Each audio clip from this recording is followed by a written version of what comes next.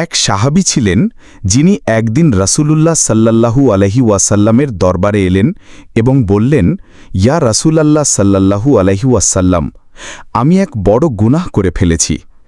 আপনি আল্লাহর রাস্তায় আমাকে শাস্তি দিন। সকল সাহাবীরা স্তব্ধ। সাহাবীটি হয়তো কোনো গোপন পাপের বোঝা নিয়ে অনেক দিন ধরে পুড়ছিলেন, আর তাই নিজেই চলে এসেছেন নিজেকে শাস্তি দেওয়ার জন্য। রাসূলুল্লাহ মুখ ফিরিয়ে নিলেন, কোনো জবাব দিলেন না।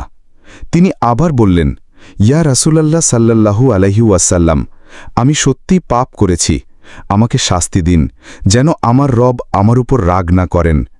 কিন্তু রাসূল এবারও কোনো শাস্তি দিলেন না। পরবর্তীতে রাসূল তাকে জিজ্ঞেস করলেন, তুমি কি ওয়াক্তের সালাত আদায় করো? তিনি বললেন, জি হ্যাঁ ইয়া রাসূলুল্লাহ সাল্লাল্লাহু আলাইহি ওয়াসাল্লাম।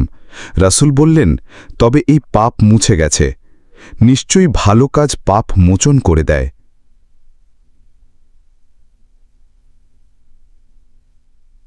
এটাই তো আমাদের নবী সাল্লাল্লাহু আলাইহি ওয়াসাল্লাম, যার কাছে দয়া ছিল সবচেয়ে বড় অস্ত্র।